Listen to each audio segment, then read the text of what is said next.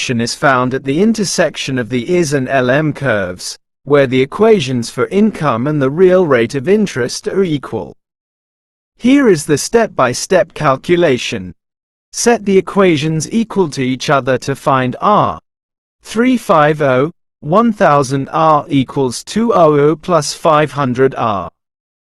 150 equals 150R. R equals frac 150, 1500 equals 0.1. Substitute the value of R back into either equation to find Y.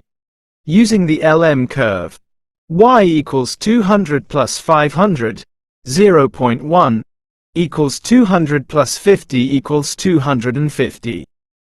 Using the IS curve, Y equals 350, 1000, 0.1, equals 350 minus 100 equals 250.